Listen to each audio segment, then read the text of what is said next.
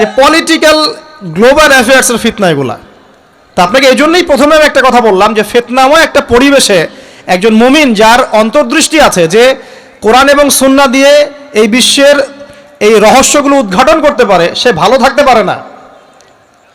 তার মনটা সবসময় কিন্তু মানে ব্যাকুল থাকবে যে কিভাবে এইসব সমস্যা থেকে নিজে উত্তরণের পথ খুঁজতে পারি, আর আমার পরিবারকে বাঁচাতে পারি, আর আমার জনগণকে বাঁচাতে পারি।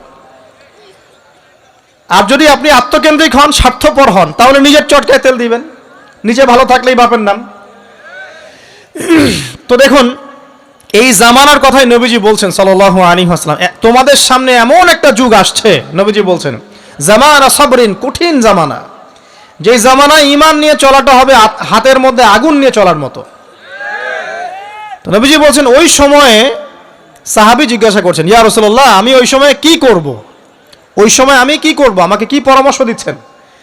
নবী সাল্লাল্লাহু আলাইহি ওয়াসাল্লাম বলছেন, হে আমর ইবনে আস, তুমি ওই সময় বাড়িতে অবস্থান করো, বাসায় থাকো, বিনা প্রয়োজনে বাড়ির বাইরে এসো না।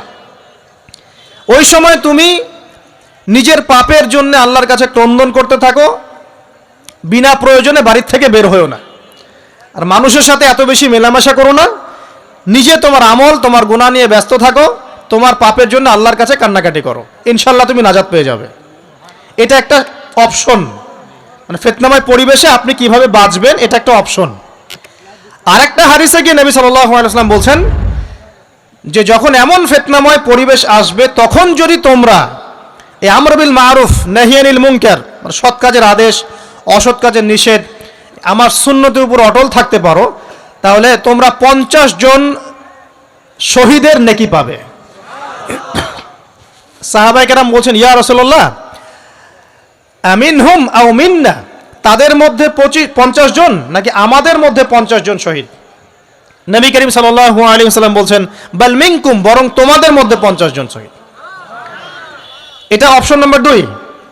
এক কি বললাম, আপনি নিজেকে নিয়ে ব্যস্ত থাকেন, বাসায় থাকেন, বিনা প্রয়োজনে বাড়ির থেকে বের হবেন না, মানুষের সাথে কম মেলামেশা করেন, এবং নিজের পাপের জন্য আল্লাহর কাছে কান্নাকাটি করেন, নিজের আমল নামা নিয়ে ব্যস্ত থাকেন, ইনশাআল্লাহ নাজাত পাবেন। 2 নাম্বার, যদি আপনার কাছে আরও বেশি যোগ্যতা থাকে এবং আপনি আরও বেশি সাহসী হন এবং আপনি উম্মার, দেশের জনগণের কল্যাণ কামনা করেন, তাহলে অন্যদেরকেও এই ফিতনাময় পরিবেশে টিকে থাকার ফর্মুলা বলে দেন।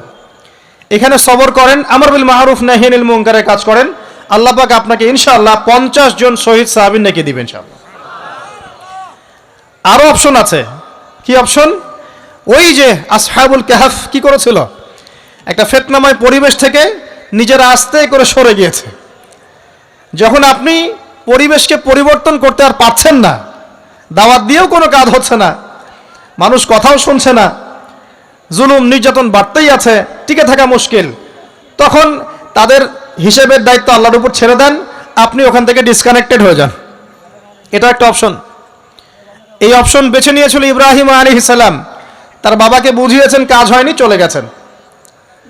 এই অপশন বেছে নিয়েছিল আসহাবুল কাহফ, সবাইকে বোঝাচ্ছে কাজ হচ্ছে না, তার রাস্তায় করে চলে গিয়ে গুহার মধ্যে রাত কাটানো শুরু করেছে।